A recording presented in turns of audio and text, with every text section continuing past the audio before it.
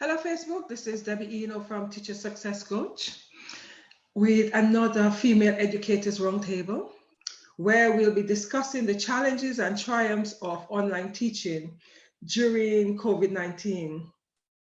And we'll be looking at ways by which some students excel during this period.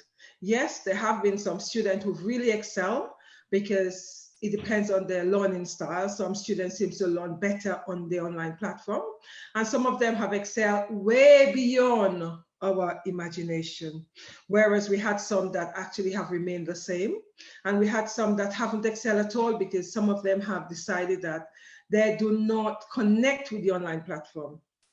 So as a result of that, there have not been a great deal of, progression as we would expect. Today, I've got another educator with me, Jennifer, who is going to introduce herself, tell us where she comes from, what country she's from rather, and what subject she teach and the group of students she teach. Jennifer, over to you. Thank you. I'm really happy to be here. This is going to be a really interesting conversation, I think. My name is Jennifer Black. I teach in Calgary, Alberta, Canada. I teach mainly social studies, and my group of students are in what we call grade 11, and they're 16 and 17-year-olds is who you would find in grade 11. Okay, in that group, they're 12, they're 12 because they'll be doing the GCSEs, and some of them would be doing, actually they'll be doing A-levels. Okay. That's the group of students I know currently teach myself. Oh, good. Yeah, that's the group. We understand them so well. Yes, the challenge of that age group, I must say, and the anxiety, the unnecessary anxiety, I think. Yeah, I agree. Yeah, because some of the things they're anxious about, it's amazing. Right. Well, there's always something bubbling in the background for them, for sure. Yes, always something. Because I was actually talking to a group of them just before the same week we actually broke up. That was on the 12th, week of the 12th of March. Okay. And one thing they were talking about is there was an argument. There was one group should we go to university? The other group, no, we should do something else instead of going to university. Because some of them feel that university is the end all. And I'm saying, no. You need to now look at alternative, because you could come out with a university degree and you still cannot do anything with it. Whereas if you actually did an apprenticeship scheme, you are more likely to know that after the apprenticeship scheme, you'll actually be having a job. So that's what we need to look at. So, it's like opening their mind up to alternative than university. So that was one of the anxiety for my students. Mm-hmm. Should they go? And if they do, would they have a large debt to pay off after the university? So that was a big conversation. It was a 2-hour conversation instead of them doing my lesson. It was a 2 hours anxiety conversation. So they always we've had similar talks. And the students seem more open to taking on a trade or an apprenticeship. Parents are not open to that.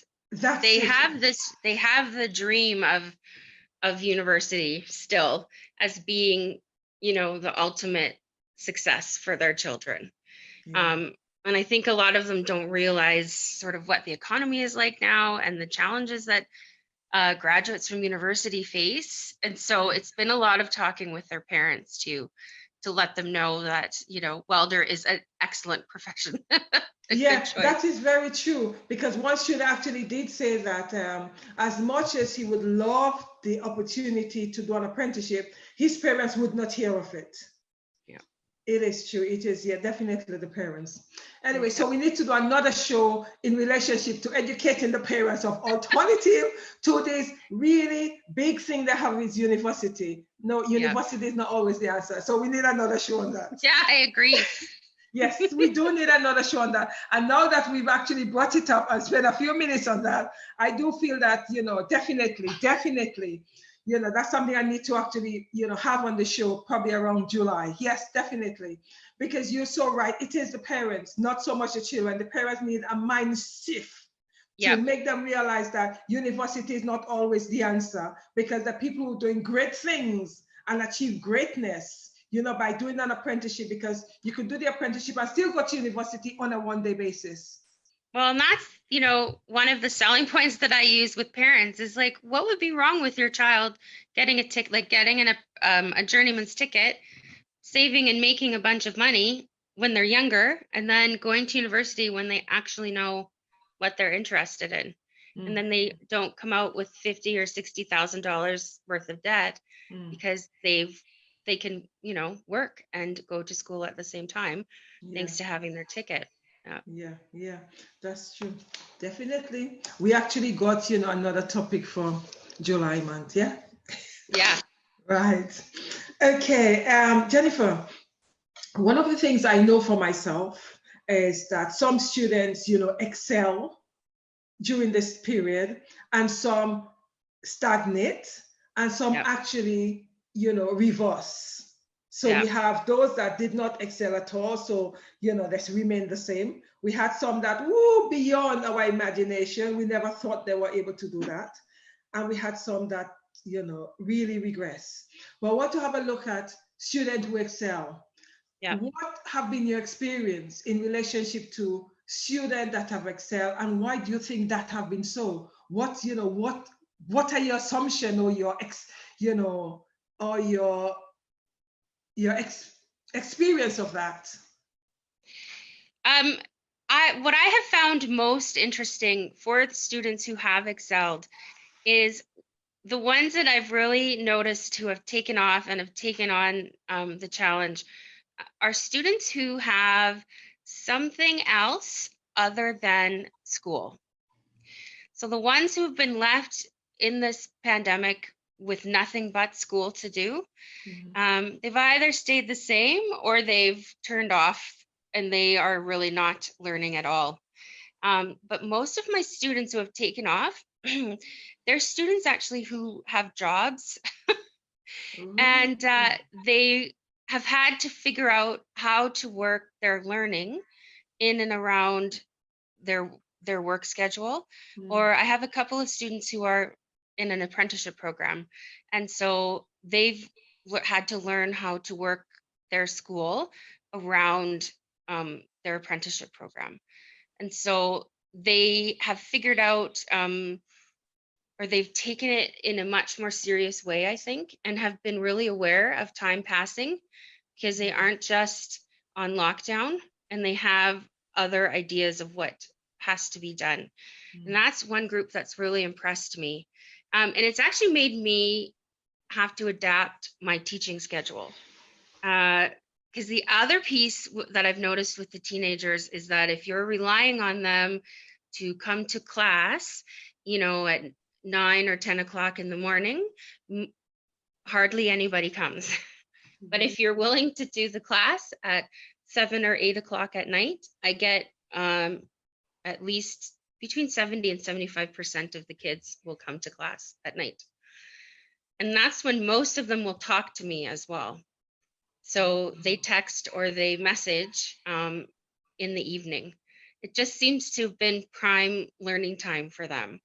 And this way of learning, delivering the online the online lessons and stuff, when they have been able to work it into their schedule, when they want to work on it, they are doing so much better than they were doing before. There's no more sleepy kids in class. Really? So are you saying to me that you've actually changed your schedule from 9 o'clock in the morning to 7 o'clock in the evening? I have. And it's kind of worked out really nicely for me, because I still have, I have 5 kids, and my youngest 2 are 5 and 7. And so that's kindergarten and grade 2. And they love their lessons with their teacher online. And so I've been able to kind of herd them through school and have that time to do that, and then work with my students in the evenings. And I actually really like it. They're so engaged at night.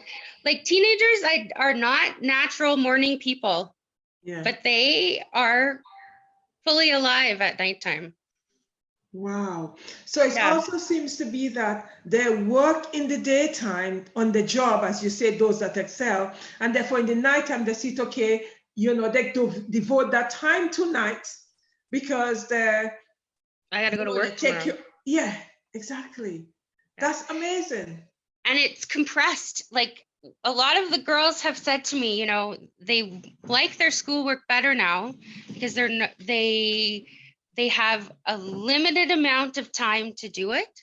And so it's like business. They sit down and they do it. And at school, they were very caught up in, well, the social aspect and come to class, visit with all your friends. And so you're doing like half the amount of work that you could because you're talking almost as much as you are working. And where they feel like there's such a long time between when something is assigned and when something is due. So it's been really fascinating to see that.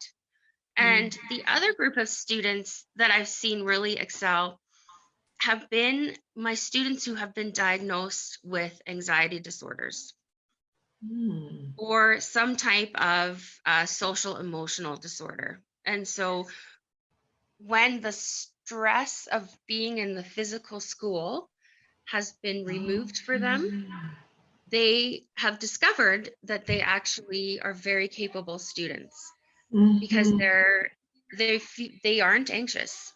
They're at home, they're comfortable in their environment, they're working at their own pace, they aren't comparing themselves to the person next to them.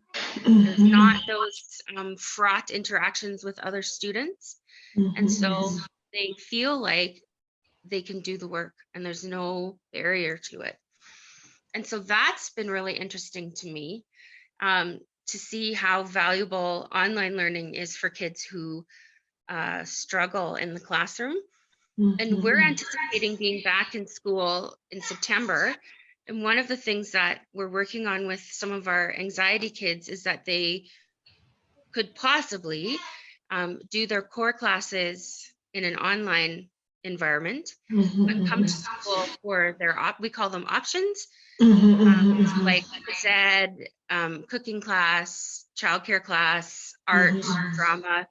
So they could be at school and have the social interaction piece, but also have the at-home piece where they feel more comfortable doing their core. It's amazing though, because this is actually a learning for us as teachers, that the children who become really anxious is because they're making comparison with the person next to them or one of their friends. And as a result of that, it actually increase the anxiety level. But when when they don't see anybody and they're just walking by themselves because they're actually competing with themselves, it actually demonstrates how they could actually excel. That's amazing. Because it's interesting, because as much as we say to students, you are not competing with anyone else, you're competing with yourself. Because they're in the classroom, they cannot help but check to see what others have got on this test, or check to see what others have got in the assignment. And as a result of that, he actually increases the anxiety. That's interesting. Well, or even a few of them telling me that they never asked questions before because they didn't want anybody to know that they didn't know. So it's something as simple as like putting your hand up and saying to your teacher, I don't understand what globalization means. Like they don't want to ask that question because they think everybody else knows it and not them. Right. And so now when I have office hours every day, and so they can log in I do it through Google Meet, but they log in and ask me a question, we'll have a chat. And then when they feel that they've got it, then they leave, they leave the meet. And they love that. They love kind of like having a teacher on speed dial, right? Yeah, exactly. Just working away, and then I can click on the meet and there's Miss Black and I just ask what I need to and off I go again. Love it.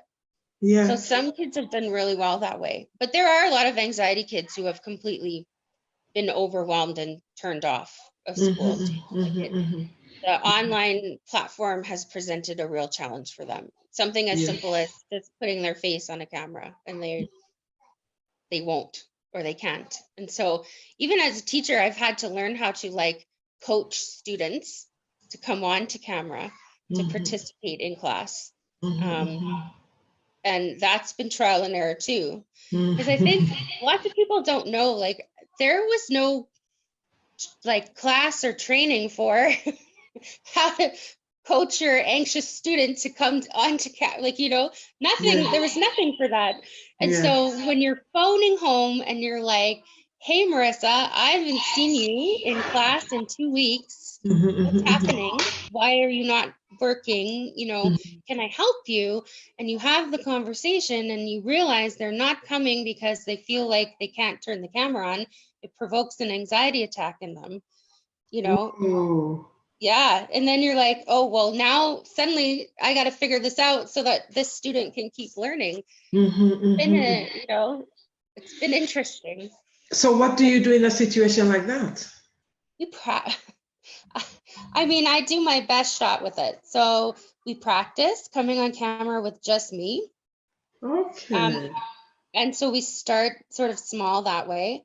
And then we practice with coming on, but not turning your camera on. So just audio only. And I've taught them all like a deep breathing if they're feeling super anxious, you know, the take your 10 deep breaths and focus on an object in the room and just that kind of stuff. And then I'm like, you know, now the goal is to turn your camera on one time during the lesson. You don't need to call attention to yourself. You don't have to ask a question. Just come on camera to see what happens. And usually if you can get the student to the point where they just turn the camera on and like no one notices, it's just another, like it's not a thing, right? Then they start to be more and more willing because they figure out that they're pretty just as anonymous in the 25 or 30 kids that are in the Google Meet as they were in the classroom, right? Because too, when they're anxious, they're really, you know, they just need a different kind of support. And myself, I always tell them, if you went from not being able to come to class to being able to come to class to being able to be online, that's a real victory for kids, right? So there are kids who have taken good steps that way as well.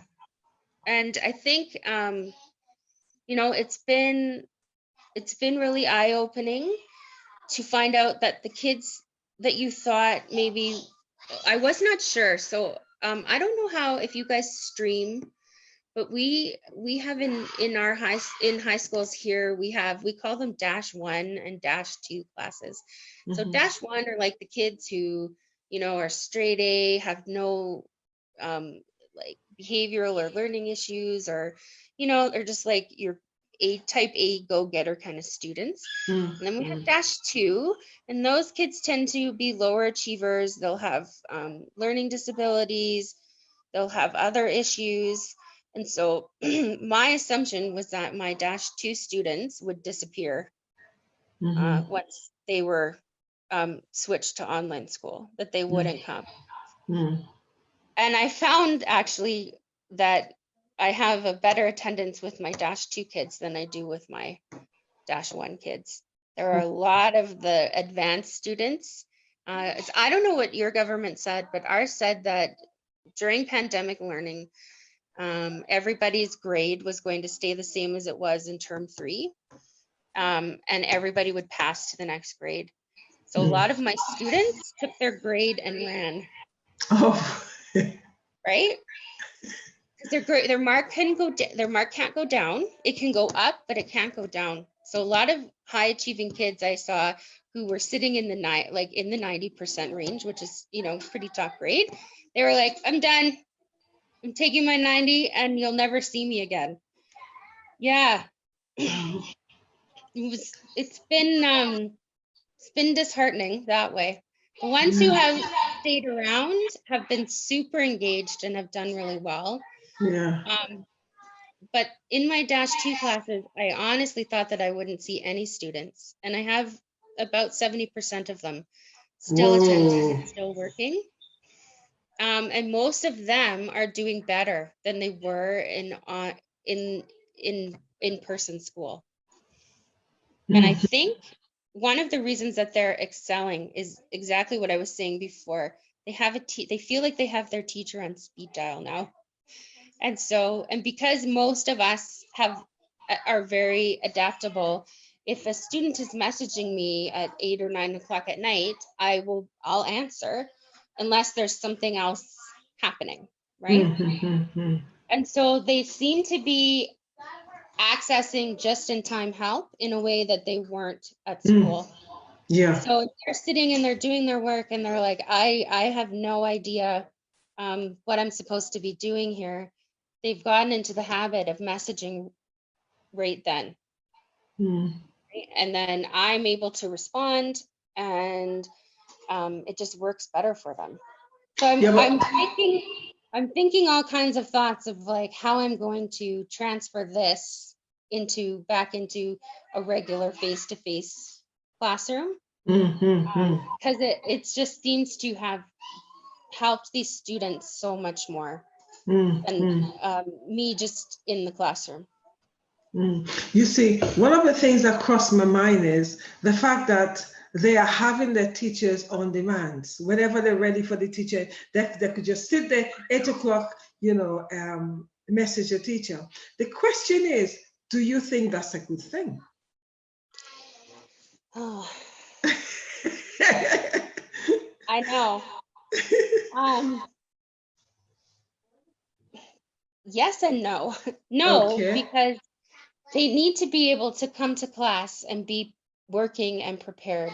Like that's kind of reality, right? I can't just show up at school and say, I'm not feeling it today, so let's watch a movie or whatever. Exactly. Right? Yeah. And so it is that habit of mind and the work habit and meeting expectation part that's so important to students. But the other piece of teacher in me is like, I don't care if they are ready at 2 o'clock in the morning. If I'm awake, I'll teach then. Like it's just whatever I can do for the kids. So you have to balance that, because no one should be delivering lessons at 2 o'clock in the morning. That's crazy. I think I've been a lot more flexible because we're just home. Yeah. Somehow I feel like I'm just home, so it doesn't matter if they're contacting me at whatever time, because I'm here anyways and I'm not really doing too much. Like there's only so many times you can clean out the closet, right? Exactly.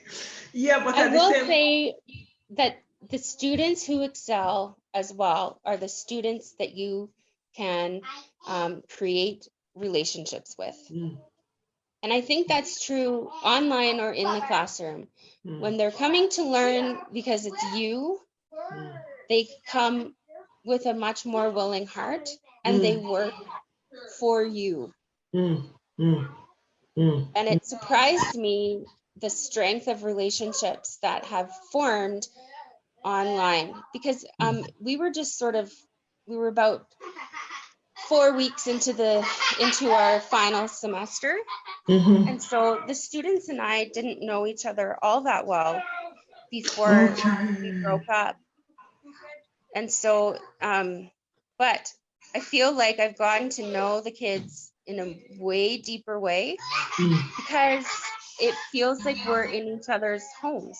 Yeah.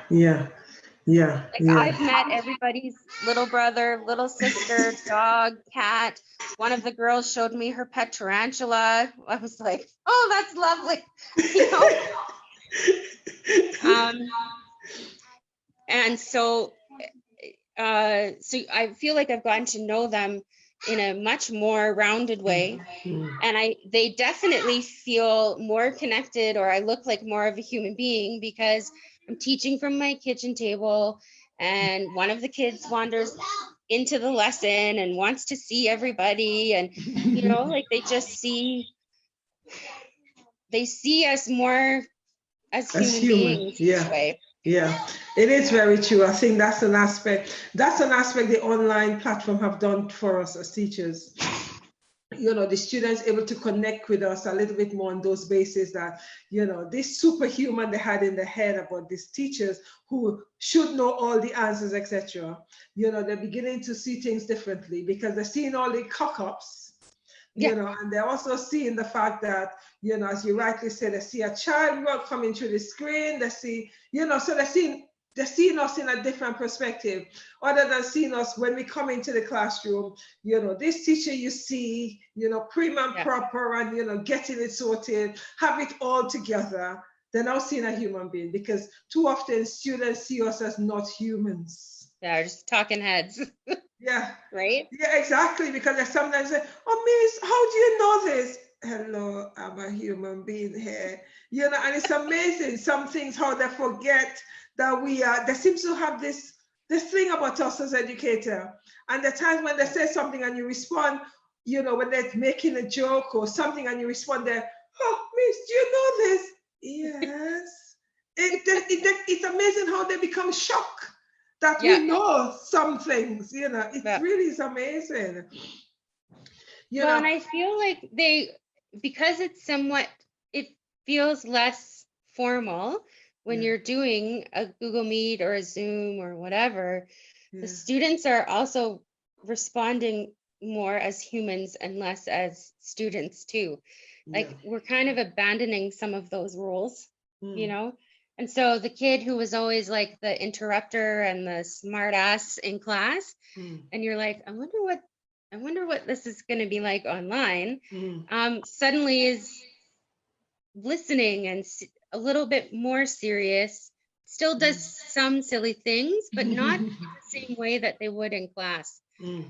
That's been really interesting for me too. I feel like maybe we see more of our students' true selves. Yeah.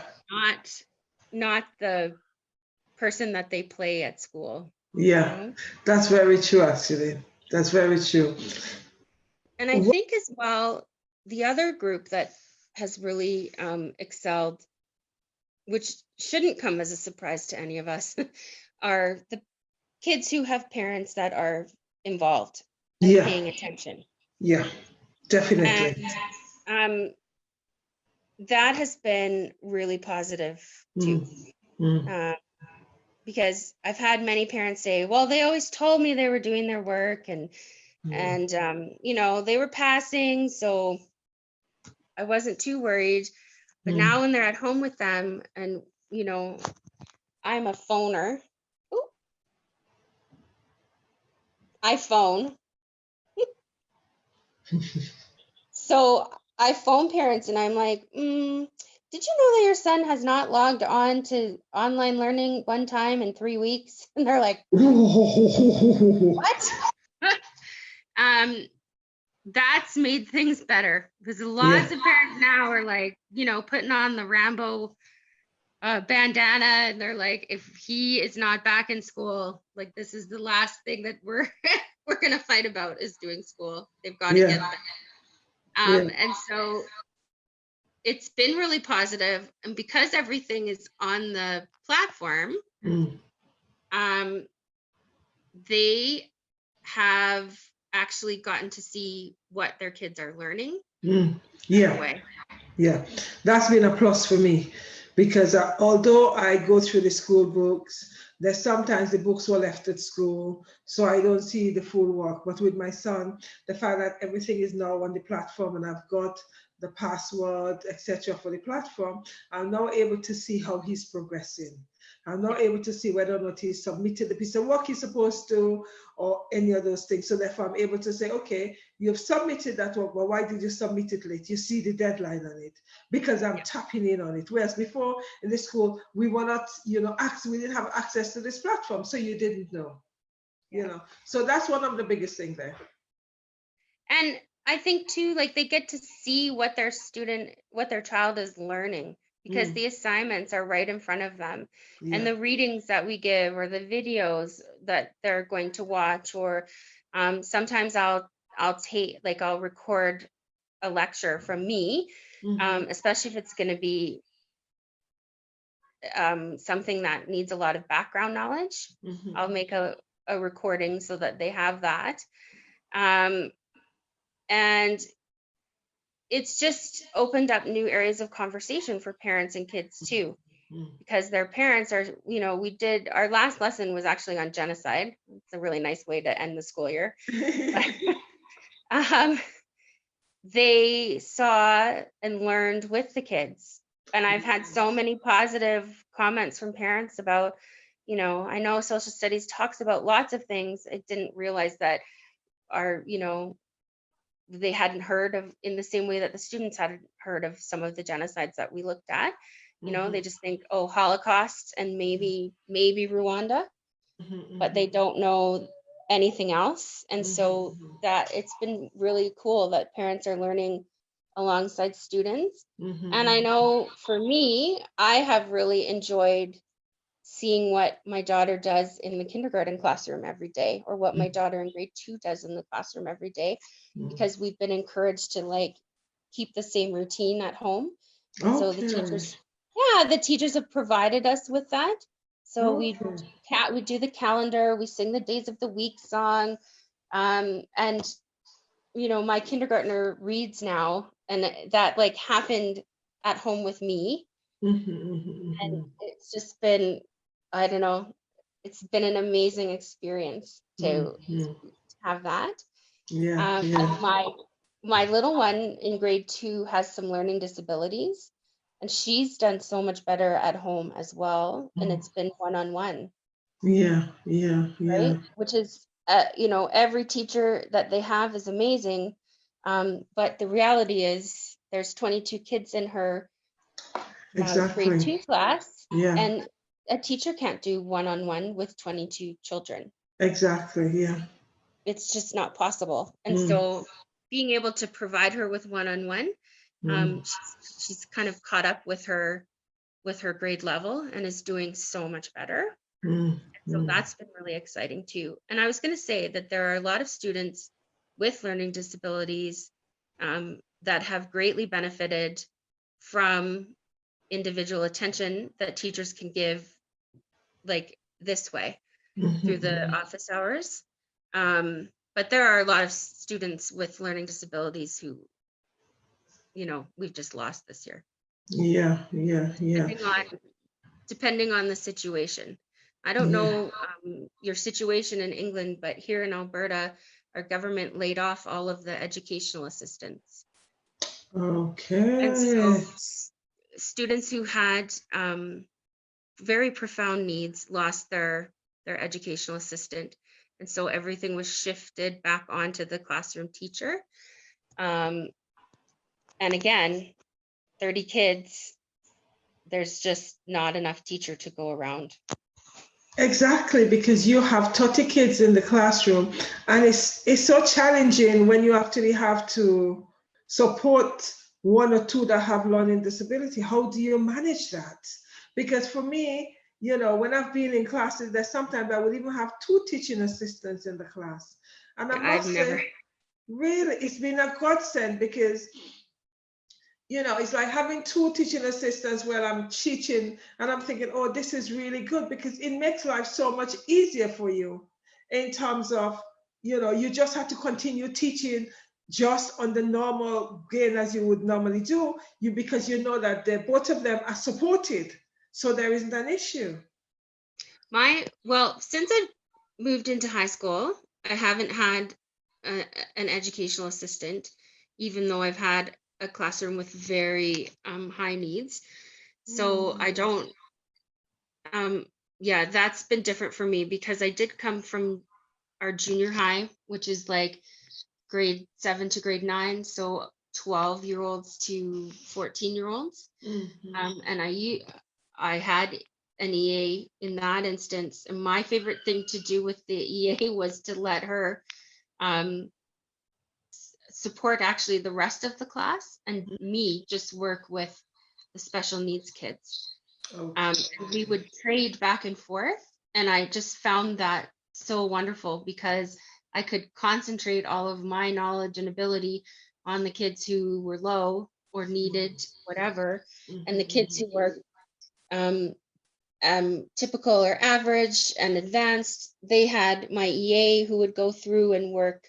You know, those kids need less time and less less attention, support, but they still had time and attention, right? Which everybody would. And then when we would go back and forth too, that was really good for the kids because they, you know, they had more than one person who knew them and taught them. But EAs are, a good EA is worth their weight in gold as far as I'm concerned. Me And too. Yep. It's just been a profound loss. We've heard loud and clear from parents of students who are, you know, who have complex needs that online learning has not gone well for them, which shouldn't surprise anyone because parents are not, just because you have a child with autism doesn't necessarily mean that you know how to teach a child with Exactly. autism. Very true, very true. And 9 out of 10 times they don't know how to teach the child with autism anyway. They only just about know how to manage the child. Yeah. That's so different. Or just, you know, your a teacher-student relationship is entirely different than a parent and a child. Behaviors that children will give to their parents, they will not give to a teacher. You know what I mean? And that's one thing that I've done through this term as well, is I've told parents when they've been really frustrated and they're like, it's just constant fighting. I'm like, just stop. Don't fight anymore. It's not worth it. You know, I'm like, right now, I have 16 kids on a schedule. I phone them to be the person who harasses them to do their homework so that their parents are not, especially when everybody's locked in a house together with hormonal teenagers, you know, just to take some of that stress out. But again, it leads you back to the students who excel. And so the ones that have a good relationship and a strong relationship with either their teacher or their parents, they're doing really well. You know? One of my concerns, Jennifer, is the fact that your students email you late in the night. And then they have to go back to the classroom, whenever that is, and they'll expect the situation to be the same. How are you going to break that out? I think we have to be clear with our students that some things are possible because of the situation that we were in. And so because it was online learning, there was way more flexibility on my part and other teachers, right? But a classroom has a different set of expectations. And I think teaching kids to be adaptable and resilient, that's really what guarantees success for kids. So kids who are pretty rigid, I don't think did very well with the online stuff because it was not, you know, it wasn't as like, come to class, do your work, leave. And so I often talked about how I feel like this online learning is the first time for many students that they've ever been responsible for their own learning. Yeah, but do you think they have been responsible though? And so again, students who could respond to that and take responsibility for their learning have done well. Students who have relied on other people to sort of get them through or get them by have had to figure out a new way of being a student because, you know, we can't catch a kid in the hallway anymore and say, you skipped my class, where have you been, right? Or you can't catch them in the hallway and say, get in here, it's time for study hall, or I noticed that you failed your test, why aren't you in my review class right now? Or, you know, like all of those things that teachers do for students, it's kind of been, a lot of it's been stripped away. And I started calling, and when kids have figured out that your teacher is phoning, lots of them just refuse to pick up the phone. Like, you can't get in their face if they don't answer the phone. Exactly, because they see the number. They know who you are, and they're like, nope, that's going to voicemail. Yes. But it has been surprising to me how many students have like stepped up and pursued and tried their very, very hardest. Like they take their education seriously. And I think that's amazing that we have reached so many kids, you know, whether they're a straight A student or a straight C student who are still willing and working. Like so many of my kids did finish, and not just like, you know, a friend of mine is at another school and they were using Google Classroom and the kids figured out that you could just hit the submit button on the assignment without actually doing it. And so it records, yeah, it records that you've handed it in. And when you call it up, it's a blank copy. But when parents go to check and they look, all assignments are submitted, right? And you're just like, you guys. Oh my goodness. Yeah, they're so smart. It's scary. One, somebody else had a kid who recorded herself a little bit on a loop and then was using that to look like she was in her online classes. She would put the video up and then do whatever she would. Like, Oh my I tell them, I'm like, if you put half the amount of effort into your work that you do into figuring out how to get out of your work, yeah, you would be a straight A student. exactly. Oh Like, my so goodness. funny. Yeah. It's things the student would do. So which means when they actually say they submitted and the teacher look and see it was submitted, oh my goodness. It's a good thing my students haven't figured that out yet, because they're going to say, oh, miss, I made a mistake. So which means they get extra time to complete the assignment. Yeah. Yeah, they're so, yeah. Or they, yeah, and then, you know, you call up the assignment and it's blank. And the first few times that it happened, the teacher thought it was a glitch in Google Classroom and was like, oh my gosh, they did their work and then they submitted it and now it's disappeared. I don't want to make them do it over again. Like, what am I going to do? But then, you know, students kind of reveal themselves, because at first it was like happening with one or two, but I think they started talking to each other about this brilliant idea that they had. And then when it sort of reached critical mass where like half the kids were submitting blank papers, then that teacher friend of mine was like, okay, what are you guys doing? Like, something is happening. You're up to something, right? Yeah, yeah. Wow. Yeah. It's amazing how it's amazing the things students get up to. Well, I think they're, you know, students are students, whether they're online or in classroom. I know, but it's like somebody tricks they actually think about online. That's the amazing thing about it. Because submitting blank, which means that it gives them extra time to complete the assignment. Yep. Or to not do it and say, well, the computer, you know, it was done. Obviously, that was a computer problem or an error. It erased my assignment. And I would say the first time that I heard that, I would be like, oh, frig, technology, right? Yeah, exactly. And be looking for the explanation as to why their assignments were coming, you know, they were doing them and then they were turning up blank on my end. I would 100% assume that it was a technology glitch the first few times that it happened. I know I would. So and I'd be like, well, did you keep a copy of it? You know, Oh my goodness. They're funny. It is, you know, as educators, we have to be so much more step ahead of the students, because they throw anything in the mix. Anything goes in the mix. And you constantly have to be thinking on your feet for alternative to resolve the issue. Yeah. Well, I tell you, being an educator, it doesn't matter if you're teaching the same group every day. There's always something coming up. It's so different every day. Isn't that what makes it the best? For me, that's what makes it the best job in the world, is that it's never the same day. Twice. It's always something or something new or something different. I don't know how people go and do the same thing every day.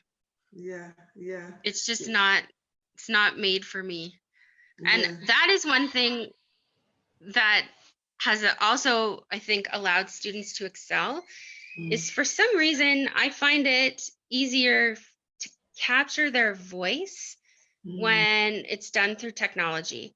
So when I was Okay. planning lessons, I would throw up a poll and I'd say, what do you guys want to do this week? Do you want to do like a question and answer? Do you want to do a written response? Do you want to do a flip grid, like a little video, like so that they could actually like choose the kind of learning that was happening that week or the platform that they were using to show what they knew. And because we had the technology piece, it was really wide open what they could do, but they loved picking. And I would also ask, like, how do you want me to deliver your lesson this week? What would you like to see? And that allowed a lot of students to be more successful too, because they were picking, surprisingly enough, they almost always picked that they wanted me to talk, That's which interesting. yeah, I don't know. I'm like, isn't that the most boring thing? But Exactly. a lot of them said that they like when I talk about things because I kind of go down, you go down little tangents Okay, yes, where yes, you yes. tell To them find like, examples, yes. right, and you tell them Yeah. interesting stories. So Yes, yes. they find that way more interesting. And they Yeah. also like to be able to listen. I always record it as well. And so Okay. they could go back to it. If they didn't remember something that had been taught, then they could go back and play it again. So Okay, okay, okay. they liked that. Um, but I was surprised. I thought they would be like, please stop talking. Yeah, but you could see why though. You could see why because you see, when we are talking, we're not just talking academically. We're finding examples or stories, Yeah, or our own experience to support it. So yeah, therefore, we actually take them down that tangent with us, so they could actually imagine it or visualize it. And some of them might come out and say, "Oh yes, this is what happened." So therefore, you now have a string of examples to support whatever topic you gave them to start off with. I could see why they prefer that though, because they could also bring in their own experience in that yeah, situation, which they never thought of it in that way before until you start talking about it. They see how they could actually make the connection. Yeah, yeah. that is so very true, because that is far better than actually getting them to do a textbook discussion or anything like that. Yeah, They I don't could love see the why. textbook. Yeah, exactly. Well, and I think too, I think what this has really shown us is how much students rely on, what we would call the affective domain, like playing on or activating their emotion, Mm, whether they're mad about something or something makes them sad or something makes them happy. I think particularly teenagers, they need the emotion. mm, They need the emotion to mm, connect to the learning. And mm. certainly I think when I'm sitting down to think about, okay, I have to talk about uh, the interwar period. So, like the period of time between the First World War and the Second World War and the rise of fascism, right? How am I going to talk about that in a way that a kid in grade 11 is going to be able to connect to and care about? Mm, mm. Because this is something initially you would think is long ago and far away. But when you start Yeah, talking yeah. to them about it and point out things that what we did was we talked about that period of time, and their assignment was to see if they could find parallels between what's happening right now Mm-hmm. and what was happening during that time period. And so we talked about Okay. the Great Depression, we talked about elections in Canada. We looked at Germany. We discovered actually something that I didn't know, which is that one of our most respected prime ministers in Canada went and met Hitler in Germany, came back to Canada, called him an angel and a visionary and someone to be admired. Oh my And, goodness. and honestly, like my mouth just dropped. I could not believe that. And so then when we were talking about how Hitler could take power the way that he did, Mm, right? The kids were like, well, he fooled everybody. mm, mm, But mm, without that piece of the affective domain of the mm, shock of, a Canadian prime minister mm. putting the stamp of approval on Hitler, I don't Yeah, know that we would have gotten there. And I certainly have been searching for those hooks for the kids who are learning from home, because you're just competing with so much more when they're at home. Yeah, that's true. So, and then, so I think those kids who are dialing in and who are coming consistently, they've all had a good opportunity to really do well. But you And could I do think that a lot of students did well because so many students stopped attending. And so, okay, yes. isn't that an awful thing to say?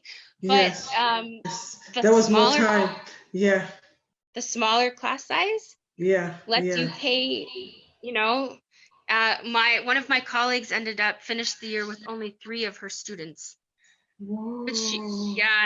But she was like, they're gonna get like the absolute best education that I can give because they're still showing up. So it's gonna be, you know, and she had so much time to devote to them.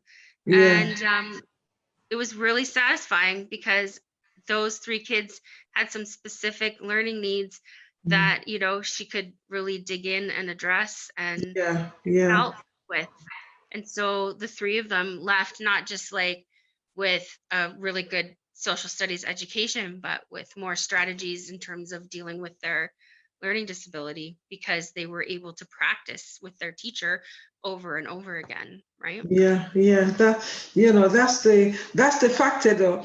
I hear it's kind of a bad when you have less students, but at the same time they all have the opportunity, and the sad thing about it is there is no way you could actually drag them, whereas in the classroom you would actually send messages, and you know that, you know, when you tell them that, you know, the attendance is important. But now, because of the, you know, the real strange environment, there is not much we could do as educators to have them logging in.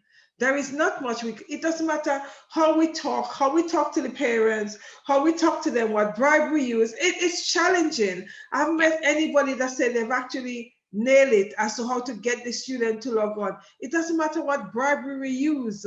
After a while, that's no longer working, because they realize, oh, what's the point? You know, things are different anyway. There's no point in we actually doing that. And what, especially the young people, what they're looking at, what is the point? Yeah. There is no point. You see, like I honestly feel that like Jay-Z and Beyonce could teach my social studies class and still only half the kids would come. Yeah. You know what I mean? That's very true. Yeah. Yeah, like, that's very true. It was just it was a mindset, and I saw it. It started out where we had 100% attendance, and then it just dropped and dropped and dropped and dropped and dropped and dropped, and then kind of leveled off. I've got about 70% of my kids, but it was a lot of soul searching too. Like, why aren't they coming? What else can I do? And I was doing the phone calls home because I felt like maybe that would, you know, maybe they just feel too anonymous in a online environment, and they think that I don't know, or that I don't care if they're showing up, right? So phoned home. But even that presented a big challenge because you don't know what you're phoning home into. Yeah. So I would phone a mom. They were very startling conversations, sometimes super hilarious conversations. But I did phone one mom, and I'm like, he hasn't logged in. And she started to cry, and she said that her child had actually run away. Oh no. And so that's where that student was at. She did know where he was, but he wouldn't come home, you know. But that was like an hour and a half on a phone with a mom. Wow. Because she just had, she had to tell, you know, like, I'm sure you've had parents, and they just need to to talk. Yeah. Need to unburden, and they need to talk. And I found so many more parents, because we were in isolation, they needed to talk so much more. Yeah. And so instead of, you know, kind of like whipping down my list of 15 kids in an hour, it would take me days to get through all of them, right? Like, it was hard, it was difficult. And I did have one mom who she was so funny, and we talked forever. And basically at the end of it, she was like, I'm so glad I got to talk to another human being that wasn't in my house with me. Oh my. So you were fulfilling a lot of different needs, right? Not only the fact that, you're speaking to the children, you were also fulfilling the needs of the parents. Yeah. You see, that's what the different skills we have, and that's what the different hats we wear. Yeah. There are times we have to speak to the parents because they want to speak to an adult. And we Yeah. cannot just cut them off sometimes, as much as we'd love to, because we have other parents to call. Sometimes we just have to just listen.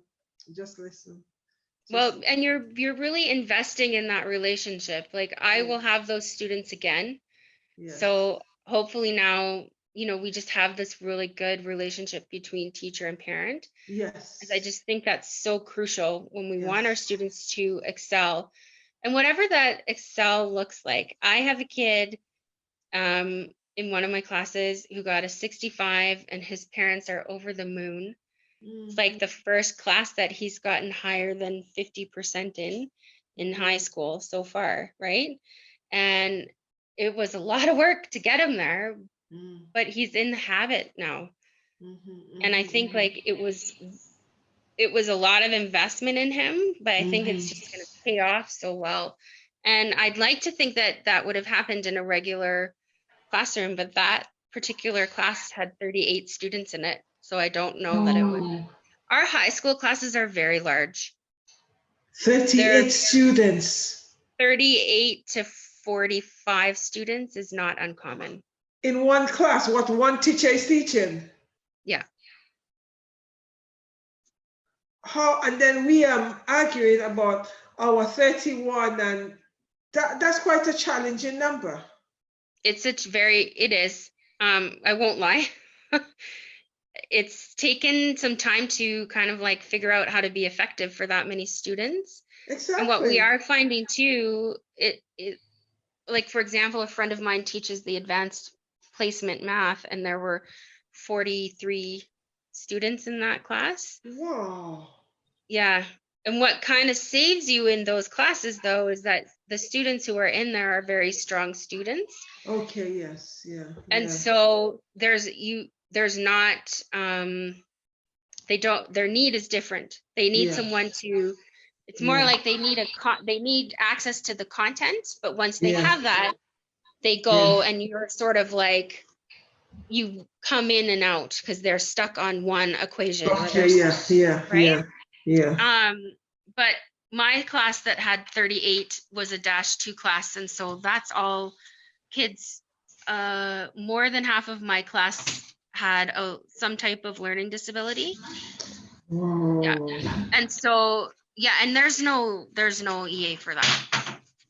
That's quite heavy. It was a very challenging class. I would find that very challenging to teach, and also in terms of, I would question my competence in a class like that, because I would feel that as an educator, I am not giving the students what I ought to have given them, because it's challenging to fulfill the requirement of all the students. Yeah. Did you just ring the doorbell? It was. I can't tell you otherwise. It was very, it was a draining class. That's what I could say about it. It just required more than what I had. Exactly. You had to do it every day. Yeah. Wow. And some days it felt just like crowd control. Yes, and just, sorting out behavior issue. I can understand that. And when you finish, you're thinking, oh, I am so exhausted, I have not really taught. Yeah. Wow. Well, and so our high school, the high school that I teach at, is currently sitting at 1,845 students. What? Yeah. Our schools are very large. I don't know what they look like in other places, but we have, But the goal is to have 1,200 to 1,500 students in a high school. But in terms of population of the city that we live in, it doesn't work that way. We have way more kids than we have schools. Wow. And it means that there's no way I'll be able to function in a class that have more than 33 children. Well, I think you'd probably end up used to it.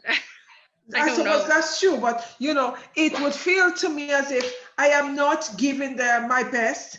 It means that all I'm doing, especially if you have some of them that have behavior issues there or don't know how to behave, not necessarily behavior issue, but don't know how to behave.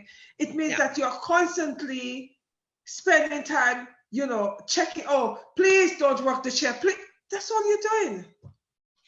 You have to get really good at, I kind of went back to elementary school where you have to have very specific, like, this is how the class starts. This is where you're sitting. This is what we do first, second, and third. Like, you have to drill that, teach that, drill that into them. Like, no, we don't get up while the teacher is talking to, you know, go over and talk to our friend. No, we don't.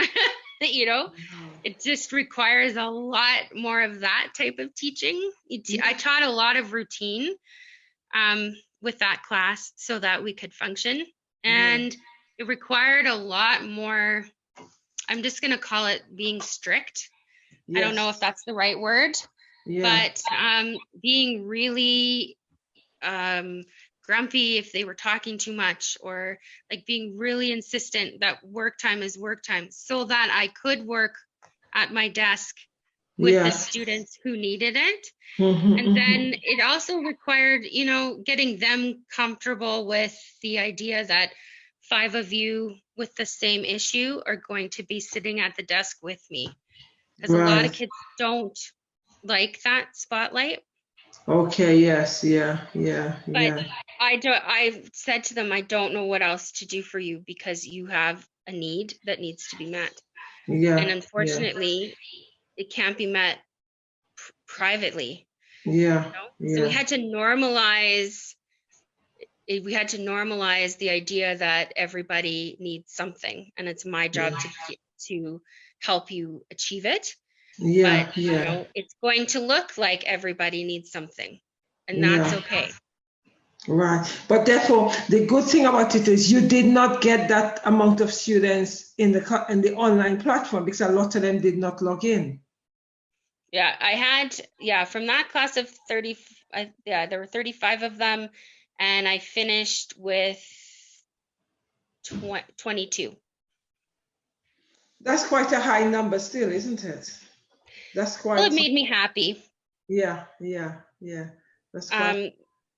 I just feel like those students, you know how you teach students who are going to do well no matter what happens? Yes, They'll be fine. Yeah. But these are the students that need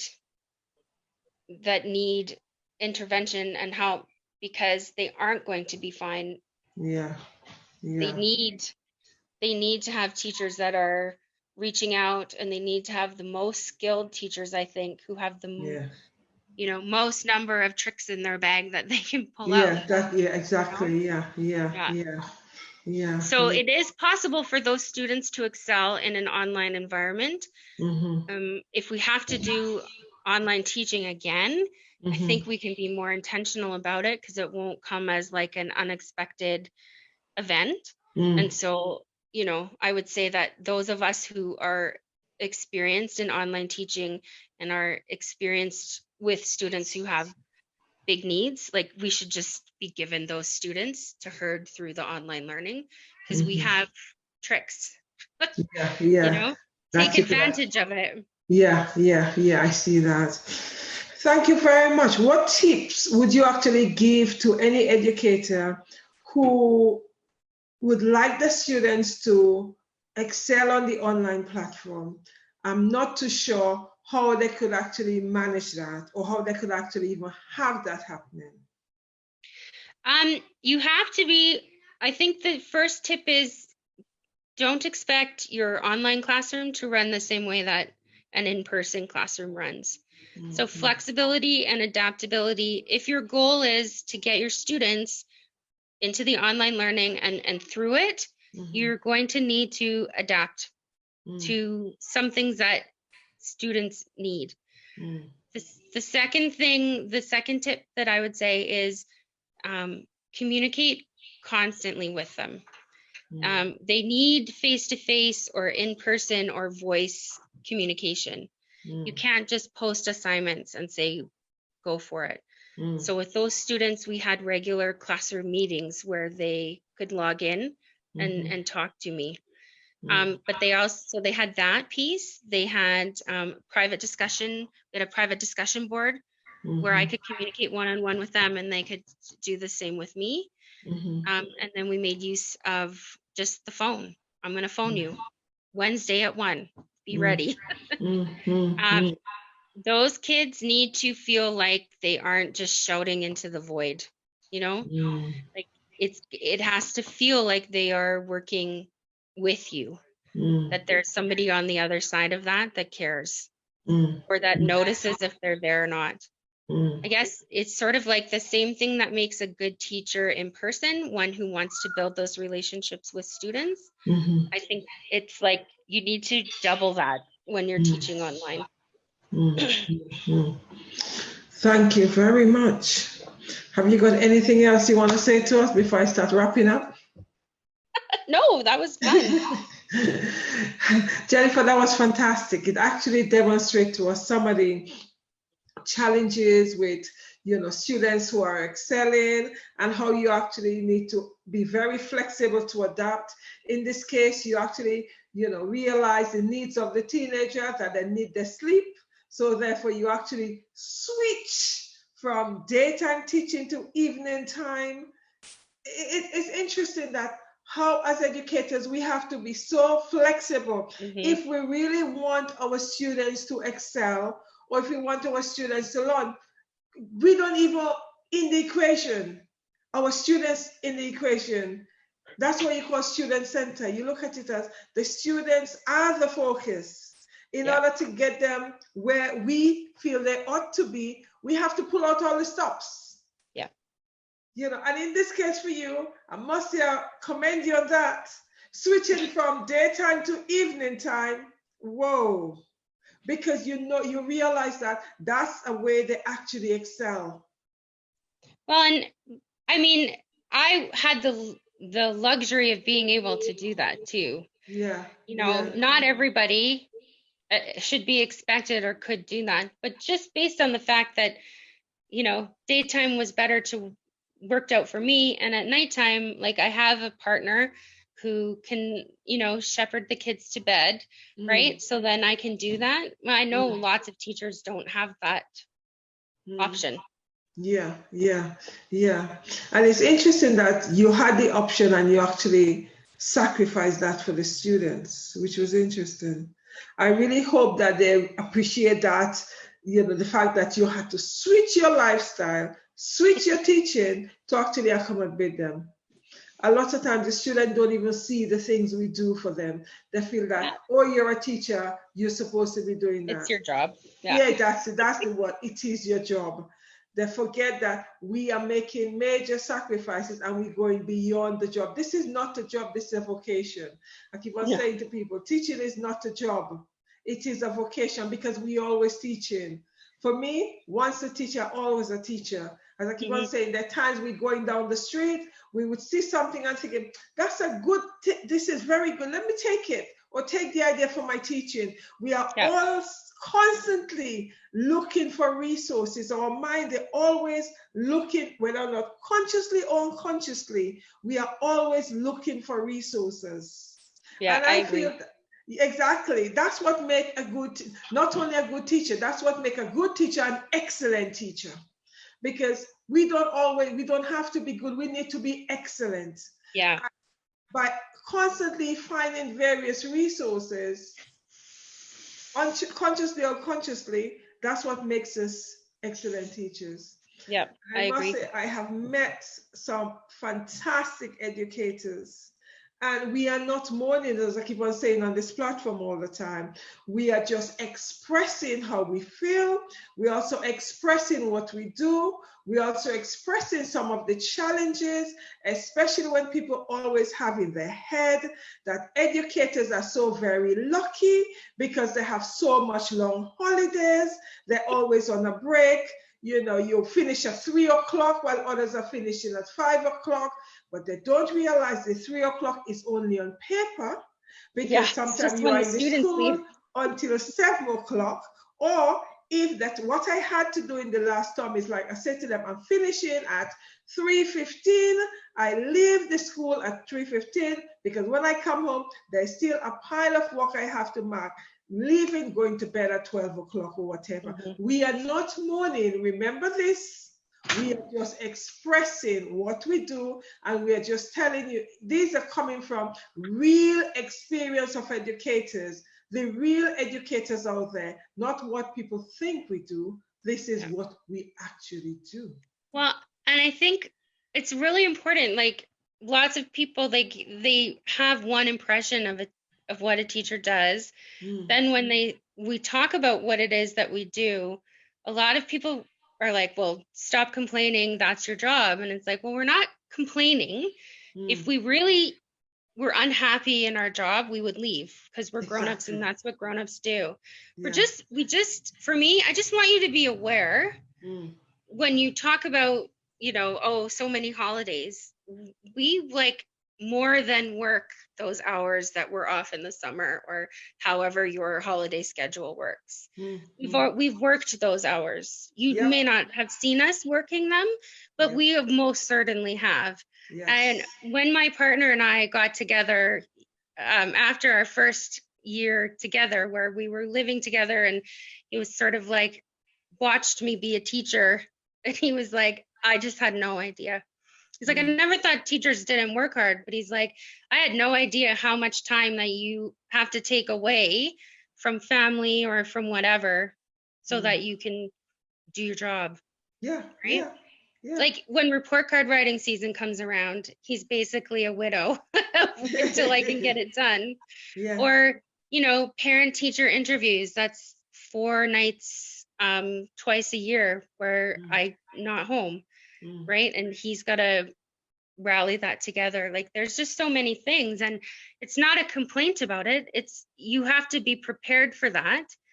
But when people don't understand, and they say things like, you know, teachers are lazy, or they don't work very hard, it kind of like, it gets you.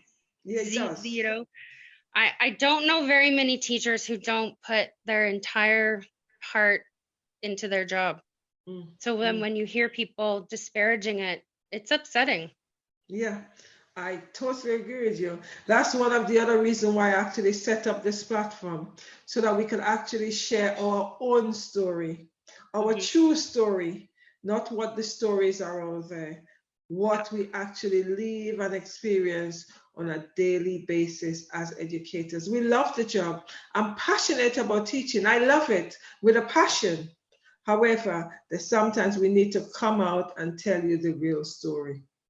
And to say, like, you have to be really conscious about more expectations placed on teachers, because we're already balancing 100. Maybe the 101st one that you drop on us is going to be what makes everything break. Like, do you need to put more onto teachers than is already there? That's very true. Because we fulfill all the roles you could think about. The educators fulfill them. You know, we wear so many caps that sometimes you forget which cap you're supposed to be wearing, because, as I keep saying, every session on this platform, when school reopen in the physical building, educators can no longer educate for the first 2 weeks or a month. There will have to be counselors, because there'll be so many psychological issues which we would need to deal with before we are able to teach. These are some things we deal with anyway, and there were no pandemic. So now the fact that we've had a pandemic, you know, is a situation where we'll be doing more of the counseling. There'll be no teaching. Forget about the teaching. Whether or not we have intention of teaching or not, automatically, we will automatically be counselors, whether or not we like it or not. It will just happen. And I think it'll be a shocking return for a lot of the kids. Yeah, of course it would be. This is a long time to be out of school. Yeah, yeah. With everything happening around you, and you're constantly being, hearing about this increase in debt, this happening, wear this, don't wear this. It's a lot of issue. It's a lot of issue. Okay, thank you very much, Jennifer. Thank you very much, my Facebook audience. I do appreciate you actually supporting me on this platform, and I would like you to keep on sharing it, because this is not what you think educators do. This is what educators really do. And educators, I'm interviewing educators, or I'm discussing this with educators, not only from England, from around the globe. So which means that you are seeing what they all do from different countries. However, we all still have things in common. Mm-hmm. There is a common thread which runs through all of us, not only to be good teachers, but to be excellent teachers. And in order to be excellent teachers, we do have to make a number of sacrifices, and we are making the sacrifices because we want our students to excel. We are in the business for our students to excel. Mm-hmm. Thank you very much. Have a fantastic evening. I think I've preached enough. It's time for us to leave you. See you guys tomorrow. Bye-bye. Bye.